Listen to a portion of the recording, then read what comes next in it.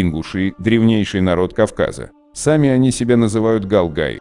Страбон, античный историк и географ Римской Греции, родился в I веке до нашей эры и умер в 20-х годах нашей эры. В своем труде «География» он пишет: «В горах над Албанией живут амазонки». Теофан, участвовавший в походе с Помпеем и посетивший албанцев, рассказывает, что между амазонками и албанцами живут скифские племена гелов и легов. Там течет река Мирмадалий посередине между скифами и амазонками. Река Мирмадалий в наше время более известна как река Терек. Далее Страбон пишет: по уверению других, к числу которых принадлежат скипсиец Митродор и Гипсикрат, и которые были равно сведущи относительно этих стран, амазонки живут на границе с Гаргареями на северных склонах Кавказских гор, называемых Киравниями. Как видим, Страбон называет народы, которые жили по соседству с амазонками, гелами или гаргарами, или же утверждает, что и те, и другие существовали. Некоторые ученые относили амазонок к черкесам. О гаргарах мало известно. Гай Плиний II также локализует гаргаров на Северном Кавказе. Некоторые ученые, такие как Услар, Миллер, Яковлев, Крупнов, Ельницкий, Дьяконов и Гимракеле, считали, что гаргарий – более ранний ингушский этноним. Слово «гаргар» или «гергар» сохранилось в ингушском и чеченском языке и переводится как «родственный». Эти племена обозначены на карте, иллюстрирующая Восток в 400 году нашей эры. Карта издана в Амстердаме в начале XVIII века.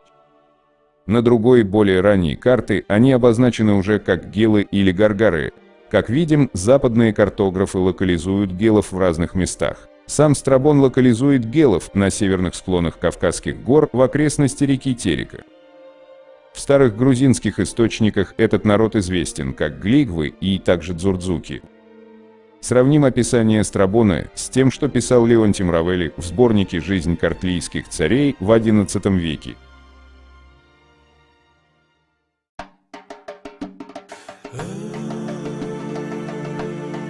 Кавказ. Красивый, суровый, загадочный. Названный именем Кавказа, предка ингушей. Одного из 8 сыновей легендарного Таргамаса, праотца всех кавказцев. В незапамятные времена вместе с братом Леком они первые поселятся на пустовавшей до самой Волги земле.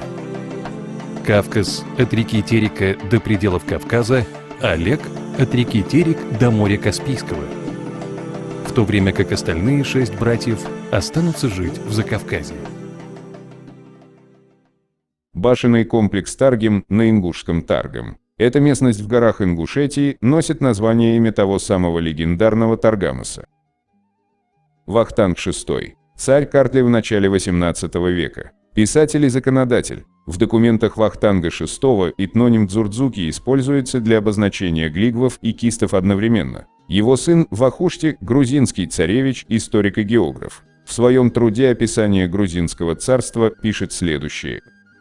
Дзурдзукети состоит из Дзурдзуки, Кистети и Глигви. А Кистети, покончив с западной частью Кавказа, теперь мы переходим к странам, лежащим к востоку от Хеви. В конце Хеви, где Арагва или Ламеки выходят на равнину, в эту Арагву впадает выше от селения Хитадзы Кистинская и Дзурдзукская речка, которая истекает из гор Дзурдзуки и Пшавахи в Суретии и течет по направлению от юга к северу. У впадения ее в Ламеки находится Джарехи, огромная скала, которая огораживает большую долину. Скала эта с наружной стороны утесистая, и потому место это чрезвычайно замкнуто. Тут имеется большая башня, обведенная, подобно крепости, стеною. И на этой речке, в ущелье, выше от Джарехи, находится страна Кистети с селениями и строениями.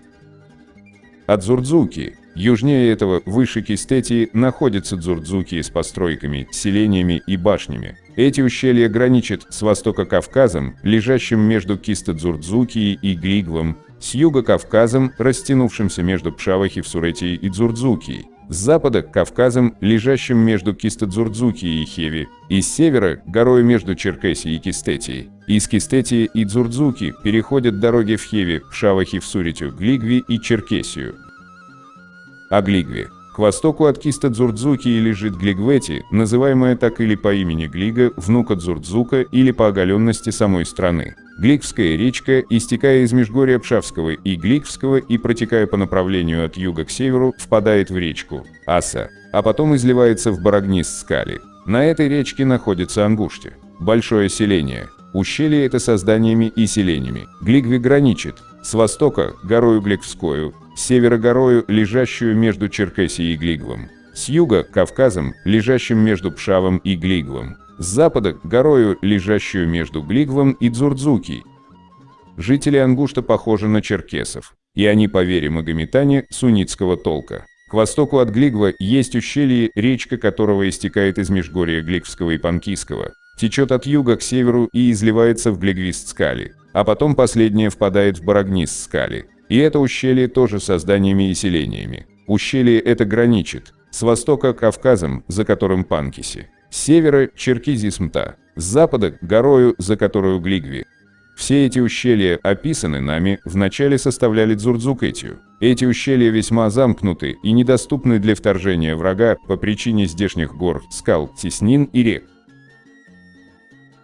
Вахушти также дважды упоминает Чечню при описании Тушетии и располагает ее на стыке Сунжи и Терека рядом с Аварией.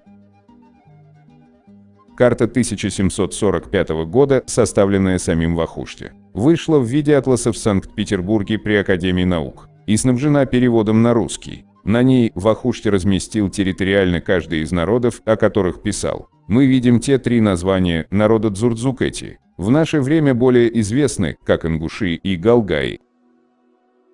Не подлежит сомнению, что термин «галгай» древнее термина «дзурдзуки», так как в ингушских преданиях и нардских сказаниях именно выходцы из Галгая колонизовали это пространство к западу от них с незапамятных времен, и основатели всех фамилий к западу от Галгая вышли именно оттуда.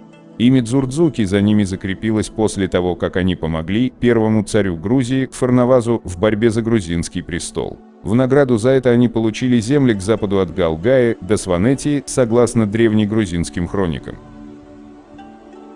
Ингушское предание гласит, что Галга, тот же Глига у Вахушти, также является потомком Кавказа и сыном легендарного Га, который в чеченском предании фигурирует как отец Галга, Акко и Шато. С древних времен упоминаемый Гал или Гел являлся божеством солнца и неба. В мифологии других народов Северного Кавказа, адыгов, балкарцев и карачаевцев, также существовали божества-покровители воинов или плодородия, которые имели созвучные Гал имена. Многие ученые сходятся в том, что Гелы является древним этнонимом галгаев, а Леги – древний этноним лезгин. Ингуши, как мы знаем, являются потомками Кавказа. И теперь получается, что его потомство с 1 века до нашей эры именовалось этнонимом Галгай. В качестве дополнения к данной теме это что гелы у древних греков прозваны в честь греческого бога солнца Гелия, или Гелиос, так как он являлся по некоторым греческим сведениям их кумиром, как, например, кумир скифов был Арес. По свидетельству Идриса Базоркина, ингуши в языческий период, обращаясь к солнцу с просьбой о снисхождении, произносили «Гелой». Таким образом, есть основания полагать, что компонент Гал в этнониме Галгай относится к божеству Гал, или же к слову Гала, что переводится с ингушского как «башня» или «крепость». А второй компонент Гай, по всей вероятности, относится к предку Га. Страна Галгай на грузинском Глигве или Дзурдзуки обозначена на многих старых картах XVII и XVIII века.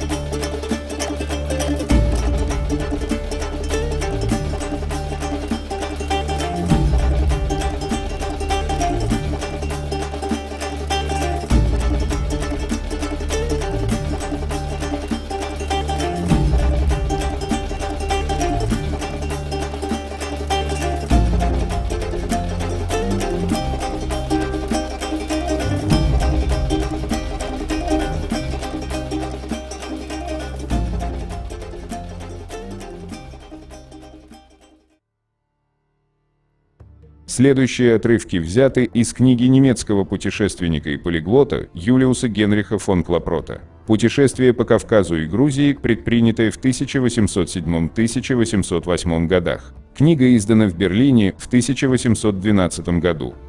Если мы допускаем, что леги являются народом, ныне известным на Кавказе под именем лезгин, и признаем гелы в ингушском племени Галгай, проживающем на реке Аса или Шалхир, впадающей в Сунжу, то Мирмадалис не может быть ничем иным, как Тереком или Сунжей.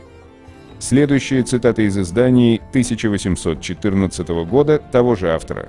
Страна ингушей Галга, Кист-Гликва, простирается на юго-восток. Здесь насчитывается 36 сел. Страна Галга на грузинском Глигвы.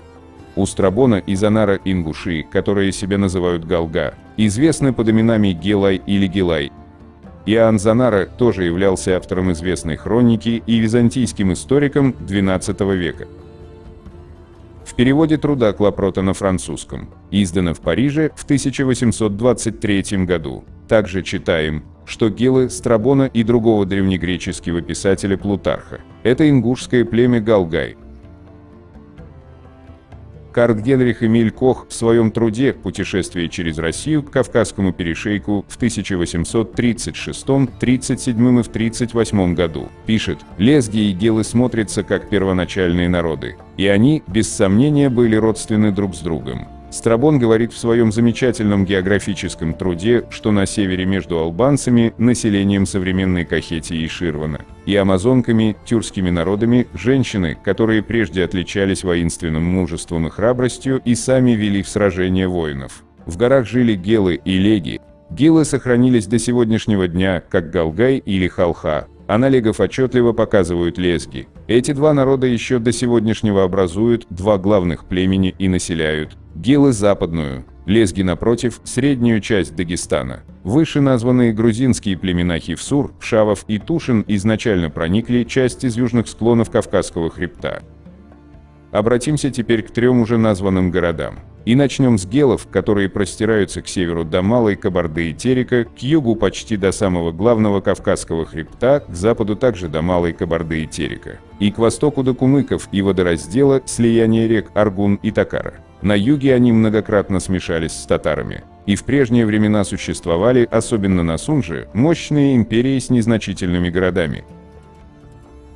В Чечне, в большом селении на Аргуне, в прошлом веке объявился предводитель и поработил все племена равнинных областей. По главной местности всех его подданных русские покрыли именем чечен или чеченцы, имя, которое неправомерно принято многими другими народами. Гюльденштедт использует для гелов название кисты, но оно подходит только для одного племени. Народы, живущие вокруг, называют их мисджиги.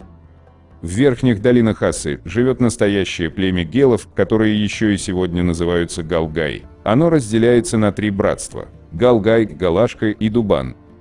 Западнее Галгай, на западных склонах и долинах водораздела Сунжи и Терека живут ингуши, которых я отмечал уже при описании Владикавказа. Они занимают преимущественно долину Кумбалея и верхние части Сунжи и состоят из трех братств. Назрань, Ангушт и Шалха, которые полностью уже подчинились России. Долина Макал принадлежала раньше им, но сейчас частично заселена осами и подчинена тагаурским князьям. Другие кисты живут восточнее Галгай, в верхних долинах Большого и Малого Аргуна и образуют многие братства, среди которых я знаю Атхи, Мести, Миредши, Митхо, Акхо и Шубузы. Что же касается гелов, смешавшихся с татарами, которые зовут себя мычкизами и которых я для краткости хочу назвать чеченными, то они образовали ранее множество братаний, которые сохранились частично и позже. Те, что на Сунже, полностью покорились и носят имя мирных.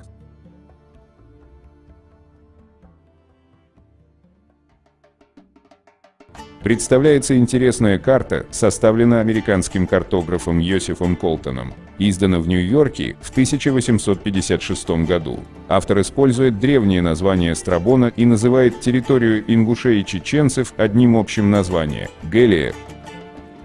Журнал Министерства народного просвещения. Часть 52. Санкт-Петербург. 1846 год.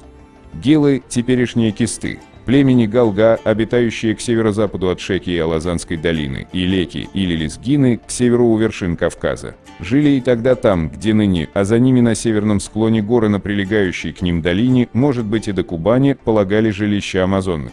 Если даже принять гелов, как принимают иные, за лесных жителей, то и тогда местоположение не изменится. Ибо сильвы Плиния обитали только ниже или южнее Лезгин и Кистов, да и на северной стороне Кавказа народы, занимавшие лесные горы, могли быть названы гелами. Финский вестник. Учено-литературный журнал. Том 9. 1846 год. Диодор Сицилийский говорит, что после того остатки амазонского народа исчезли в Темискир. Но Страбон, уроженец каппадокийского города Амазии, соседного Темискири, утверждает, что они удалились в глубину Кавказа и поселились смежно с легами и гелами, то есть с лезгинами и теми галаями или галгаями-кистами, которые обитают по реке Оса, вливающейся в Сунжу. Следственно, амазонки выдворились на Заурском пути или в Саурматии. И тут древнейшее имя их припоминается Птолемеем, византийцами и Моисеем Хоринским, который зовет амазонов Амазун, лезгин легами и гелов хилаями, ставя последних поблизости Казба, то есть Кавказской горы Казбека.